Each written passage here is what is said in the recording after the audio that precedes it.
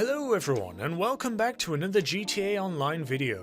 This time we have another general overview, tips and guide video for the Los Santos Drug Wars content update. So as a whole, to sum up this content update, how can I describe it? I guess in one short sentence I can describe it as annoying but also slightly fun, sort of. Let's get right into it. So Ron gives you a phone call, he tells you to go to his building. You go there, you meet some cringy, forgettable characters, then the Lost MC decide that they want to kill you for like the 15th time in the game. Show me your butthole, fella! At this point, the Lost MC faction in GTA Online are like the Russians in Call of Duty games. Anyways, you go kill a ton of Lost MC and then you're sent to go get this guy's journey. Once you have the journey, you go pick him up and then go to the new building of the DLC. While some dudes infinitely spawn and try and shoot your ass. I will throw a dildo at your face! That's mission 1. For the rest of the missions, I would highly suggest you get something tough, like an armored Kuruma, or if you can grab a friend to come along with you, I recommend something like an APC or an Insurgent. There's a lot of mindless killing, explosions and destruction, so yeah, make it easy on yourself and just blow them all up with one of those vehicles. Mission 2. You pick up a truck, you steal some shit, and then some dudes spawn and are like, nope. They shoot your magically flammable cargo and you have to unhitch the thing before it explodes. Then you go to the Lost MC Club like you've already done in like 10 other existing missions in GTA Online. You shoot some dudes, you take some photos of their plans, you steal some stuff and then back to HQ.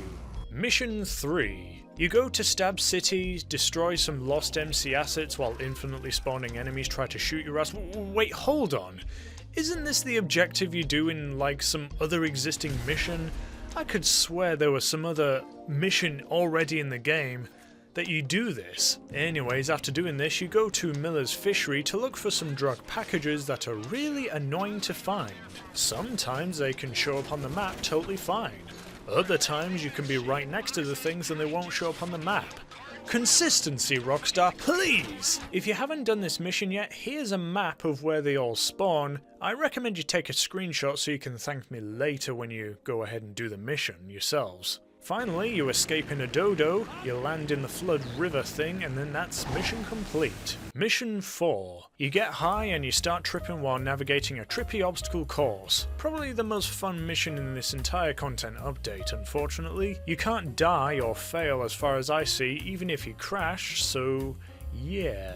Mission 5. You enter the campsite of stereotypical hippies, blowing up all their stuff inside indestructible tents, while infinitely spawning enemies try and shoot your ass. After that, you blow up some stereotypical hippie camper vans, and then after that, you blow up some more stereotypical hippie camper vans, and then boss fight! A Valkyrie helicopter spawns, and it's boss time. This boss fight really tested my skills of GTA Online. It really forced me to really consider my options in terms of what weapon to use. I'm just kidding, you just blow the thing up. Mission 6. Infiltrate, or in my case just chromobile your way in, look inside some boxes for some stuff while infinitely spawning enemies try to shoot your ass. Go outside, derail a train, look inside the containers of the train while infinitely spawning enemies try to shoot your ass, steal the Brigade 6x6 which will later be used as a business venture, and then drive it back home while infinitely spawning enemies try to shoot your ass, and that's the content update missions. Really nothing to write home about, to be honest, except for mission 4, which you can really tell the dev team enjoyed making that mission. But there's still more to cover, as the Brigade 6x6 becomes a new services vehicle.